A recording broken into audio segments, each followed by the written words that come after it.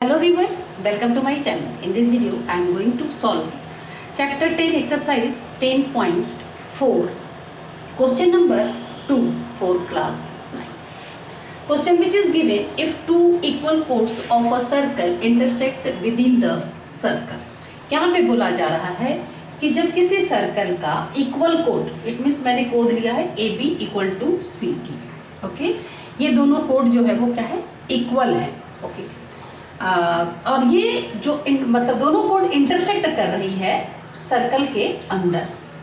Prove that the segments of one code are equal to corresponding segments of the other code. कहने का मतलब है कि ये दो हिस्सों में इंटरसेक्ट करने के बाद बट गई है. एक हो गया AM और BM. सिमिलरली दूसरा कोड जो है वो CM और DM दो पार्ट में बट गया है. बोला जा रहा है कि ये कोड और ये कोड दोनों क्या है, इक्वल है, यानी AM equal to CM and similarly BM equal to DM. ये हमें प्रूफ करने के लिए कहा जा रहा है. तो टू प्रूफ ये दोनों चीज़ मैंने यहाँ पे मेंशन कर दिया. प्रूफ करने के लिए हमें कंस्ट्रक्शन करने की जरूरत पड़ी. तो क्या किया कि कोड पे परपेंडिकुलर, सेंटर से कोड पे परपेंडिकुलर लाइन ड्रॉ किया. OX on AB and OY on CD. Okay, यही चीज़ यहाँ पे मैंने मेंशन कर दिया. गिवन है AB इक्वल टू CD. तो जब AB इक्वल टू CD है तो AB का हाफ भी हाफ CD के इक्वल होगा. एंड तो हाफ क्या है, जहाँ पे परपेंडिकुलर कोड पे जब हम ये सेंटर टू परपेंडिकुलर लाइन जो हम ड्रॉ करते हैं कोड पे, वो कोड को बाइसेक्ट करता है. थ्योरम इसका ऑलरेडी मैं बता रखी हूँ. तो यहाँ पे ये इसे बाइसेक्ट करता है, यानी AB को दो बराबर इक्वल पार्ट में डिवाइड करता है. एंड सिमिलरली CD को भी दो इक्वल पार्ट में डिवाइड करता है. एक यहाँ से यहाँ तक का पार्ट, ये सेंटर नहीं लिया गया, बट जो ओरिजिनल फिगर होगा वो बिल्कुल सेंटर पे होगा. अब हम क्या करते हैं कि प्रूफ करने की कोशिश करते हैं. इसके लिए क्या करेंगे कि एक ट्राइंगल OXM लेंगे, दूसरा ट्राइंगल OYM लेंगे. इन दोनों को first of all congruent proof करेंगे. Okay, in triangle OXM and triangle OYM. तो इसमें आपको पता ही है कि परपेंडिकुलर से जो ये दोनों इक्विडिस्टेंस होते हैं, जो डिवाइड करता है, ये परपेंडिकुलर क्या है, दोनों इक्वल है. It means OX equal to में OY.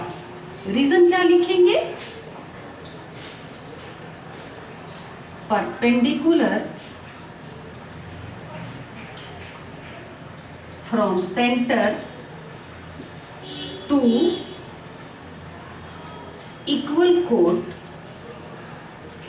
are equal.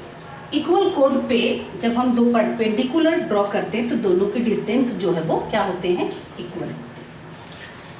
Okay, angle ये भी 90 डिग्री परपेंडिकुलर है, दैट्स वाई ये भी 90 डिग्री है. It means OXM angle OXM equal to angle OYM है ना. क्या क्या हो गया कि बोथ 90. और ये OM जो है दोनों में यानी कॉमन है, OM equal to OM.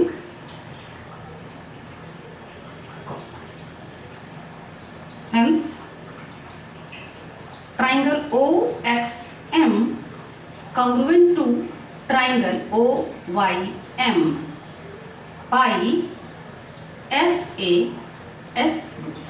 SAS rule से, यानी SAS ये सॉरी ये पर ये RHS सॉरी मैंने RHS से बाई RHS रूल,